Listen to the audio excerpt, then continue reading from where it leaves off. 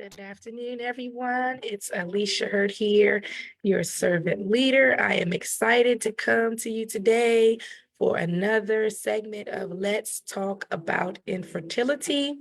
I am here live from the Women's Wellness Center here in Bainbridge, Georgia. And we are located at 310 South Scott Street.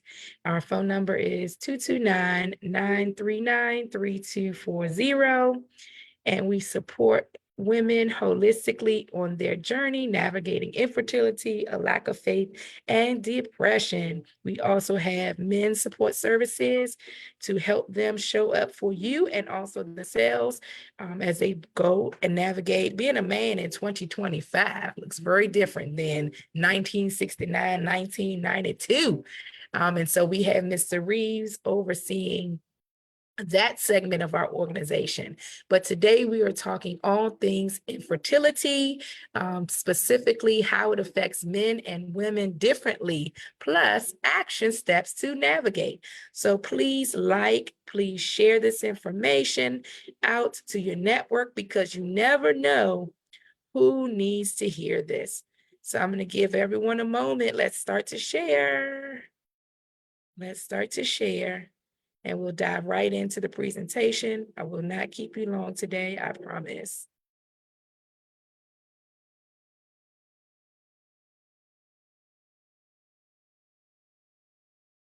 All right, here we go.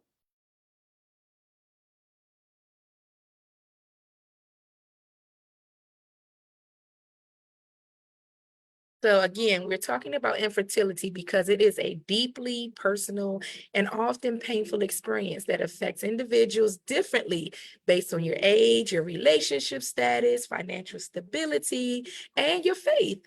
So we're going to break down how infertility impacts different groups, followed by some action steps and reflection questions to help navigate the journey. And if you're watching the replay, thank you. And go ahead and place hashtag replay so that I know that you've watched it. So for women, fertility naturally declines with age. So as you get older, it declines. And so with a sharper drop after 35. So younger women experiencing infertility may feel alone or confused, like, wait a minute, what's going on? I'm young. I should be able to have a baby. Because society expects them to be at their most fertile point in their life. Women over 35 may feel time pressure and anxiety about treatment success rates. Whereas while men fertility also declines, but it happens more gradually.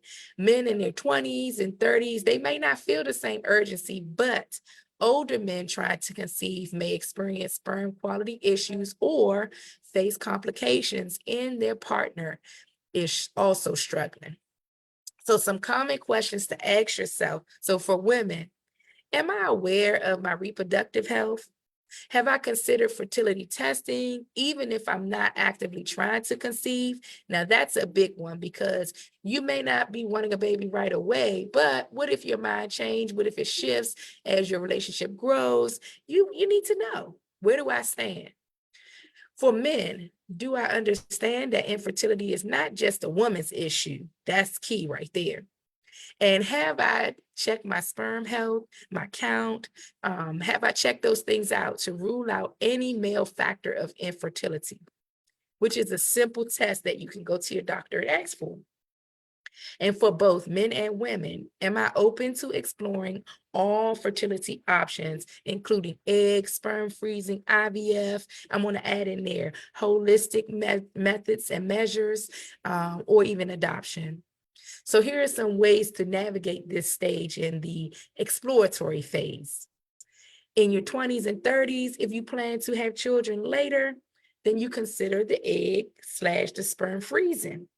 Similar to, I was watching a clip from Ashanti where she just recently had a baby with her husband now, Nelly, but she admitted, I did freeze some eggs because I just never knew. I didn't know that this would come to pass, but I had it in the freezer just in case.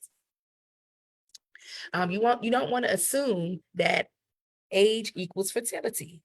So in your late 30s and 40s, you definitely want to consult a reproductive specialist, and you want to talk about what are your options, right? IVF, surrogacy, donor eggs. What does that look like? What are the differences? What are the pros and the cons? And then for both men and women, have open conversations with your doctor and with your partner, frankly, about expectations and realistic timelines. So an example would be for me and my husband, as we struggled through the IVF journey and it was unsuccessful, I started to talk to my husband. Well, how about we adopt? How about we think of different things? And that wasn't something that we were able to agree upon. I would have probably had that discussion beforehand, so that way I wouldn't be disappointed and feeling the way that I did, and it turning into deep depression. So relationship status and infertility. So let me say how it affects women versus men. Now, I'm not an expert on this, but we're going to use some general statements and generalizing it. Every relationship is different, so I want to give you that precursor. So for married couples, infertility can create emotional distance, with one partner feeling guilt or blame while the other struggles with disappointment and helplessness. And this is so true. I lived it. So for single women, you may feel pressure to freeze your eggs, similar to the example I gave you about the celebrity Ashanti, or pressure for IUI, but often face financial and emotional hurdles in doing so alone. So you may have the finances for it, but then your emotions are all over the place. Or you don't have the finances and then your emotions are still all over the place. So it really depends. And then for single men, your options are more limited, often requiring surrogacy or sperm donation, and making biological parenthood more difficult without a partner. So here are some questions to ask yourself. We're going to break those 3 areas down. So for married couples, how can we support each other emotionally through this? Are we communicating our fears, our hopes, our expectations clearly, or are we just scooting along the way? For single women and men, do I want to explore parenthood alone? What resources do I have to pursue this path emotionally and financially? Really, really thinking about that. I'm going to do a couple more shares before I forget, you guys, because I need folks to hear this. All right. And then for both, am I open to non-traditional paths to parenthood, like adoption, fostering, or using donor sperm or eggs? So here are some ways to navigate that stage. So again, married couples, consider therapy. That'll help. Guys, I believe in that therapy and Jesus and therapy hand in hand, going to support groups because couples have gone through this before you. It helps you. It helps you to strengthen your relationship. Discuss alternative plans together so neither partner feels alone.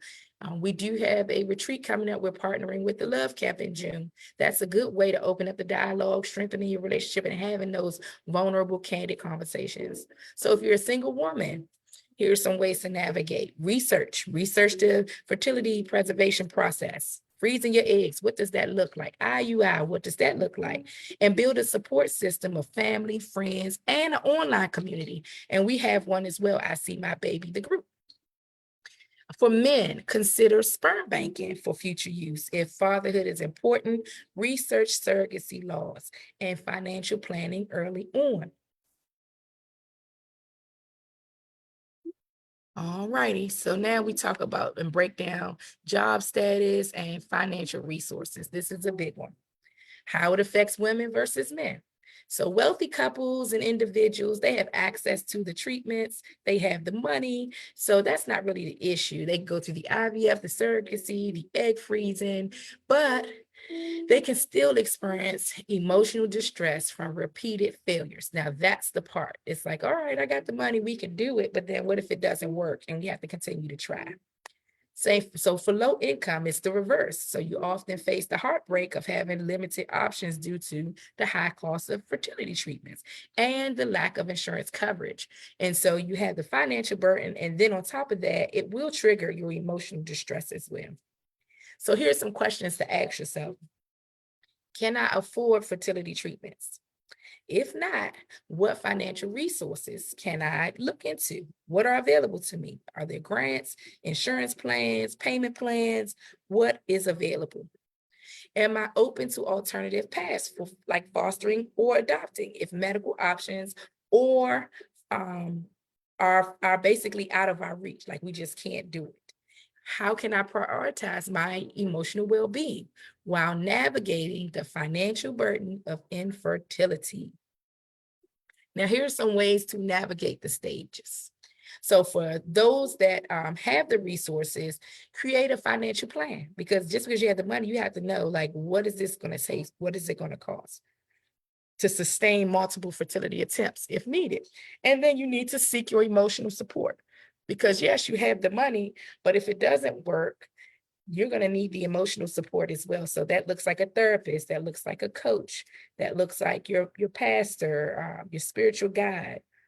You need that in place. And for those that have the limited resources, you can think about grants. You can also research state-funded programs, check your insurance and see how much they cover and see if it's some way you can offset it. Or a nonprofit organization that can assist you with infertility treatments similar to I See My Baby. And you explore the holistic methods such as yoni steaming, dietary changes, natural therapies, and stress reduction, also herbal remedies and regimens and programs. Faith and infertility. Now, this probably should have been in the earlier slides because faith is so important in this journey. It really is. And so let's talk about how it affects men versus women. So religious believers, faith can be both a source of comfort and conflict, frankly. Some see infertility as a part of God's plan, while others struggle with feelings of abandonment or confusion. Certain religious beliefs may limit treatment options like IVF or surrogacy. They may feel like, no, I'm just going to pray my way through, but God also gives you wisdom. And so, in that, guess what? He enlightens you, he gives you alternative options, but it is just the way that you look at it. And no religious belief, I'm not going to say right or wrong because it's yours, it's your belief, but kind of be open minded. Now, for those that are non believers, you don't have faith, you're without faith, and it is a guiding force. Faith is a guiding force, but if you're not a believer, you don't have faith. Um, Ideally, infertility may feel even more devastating because you don't have that faith. You don't have something else to rely on. However, they may have a broader perspective on medical and scientific options without the religious constraints. The next thing would be questions to ask yourself. So for believers, how does my faith shape my view of infertility? Do I see it as a test, a lesson, or something to be overcome? For non-believers, how do I find hope and meaning in this experience without a spiritual framework? So for both, let's consider this. Am I open to shifting my perspective on what it means to be a parent, like being biological, like being adopting or fostering or mentoring a child? What are those things? And also ways to navigate this stage. So for people of faith, you want to seek spiritual guidance from trusted leaders, but also yourself, because you have an inner voice. God gives you an inner voice. He tells you, he speaks to you, he knows. And, when you speak to yourself, you have to feel all the emotions without guilt. And for those non-believers, you have to find meaning in personal growth, in your relationships, and alternative paths to parenthood. And consider joining a secular support group. And we do have a support group at I See My Baby. You guys give me one moment.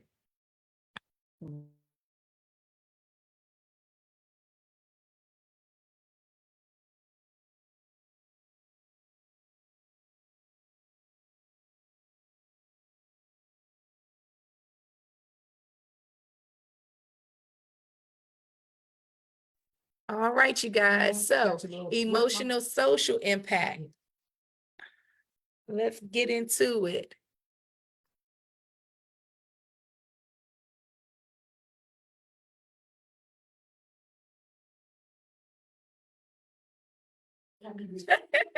All right, so how does it affect women versus men?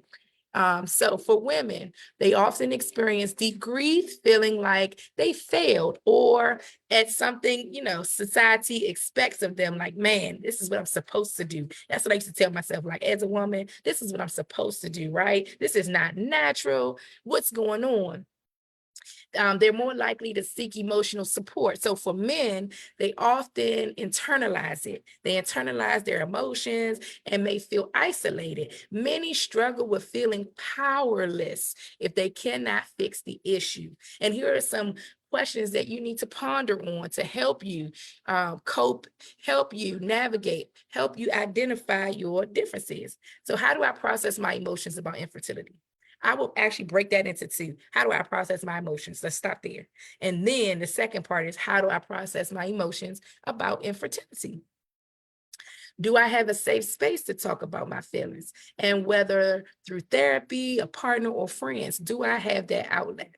And how can I support my partner, if it's applicable, in this journey while also taking care of myself?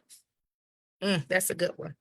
And then there are ways to navigate this stage. So for women, of course, you seek fertility support groups or therapists and give yourself permission to grieve and process your emotions. And for men, you want to recognize that infertility is not a reflection of your masculinity. You are not less than a man because you are suffering through infertility.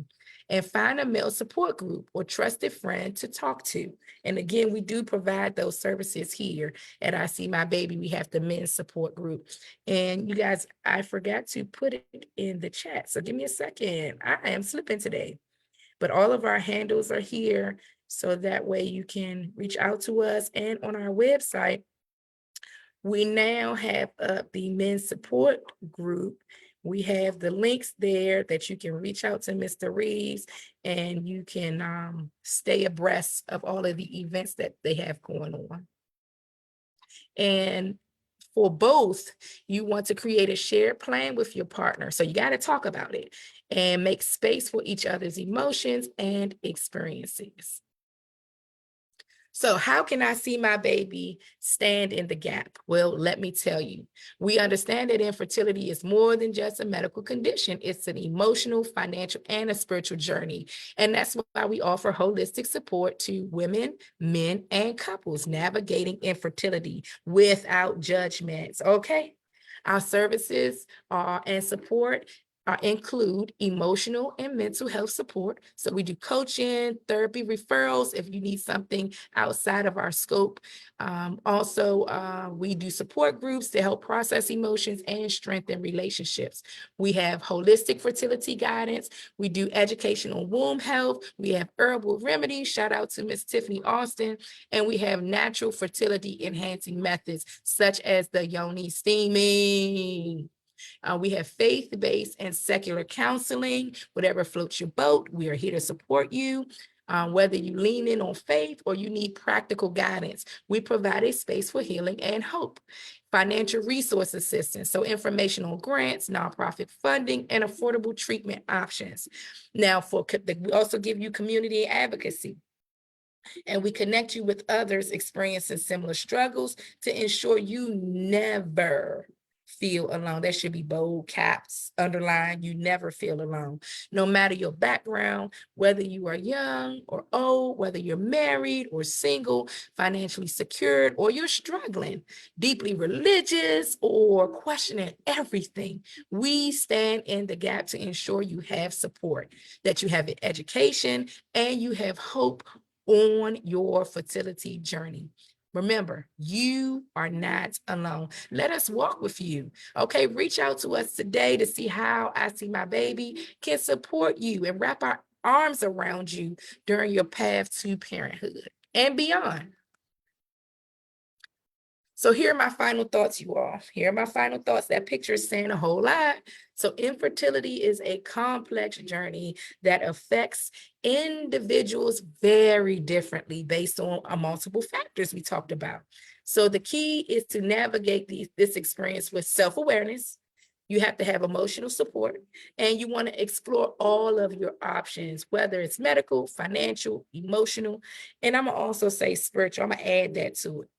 No matter where you are in this process, remember you're not alone, and be kind to yourself.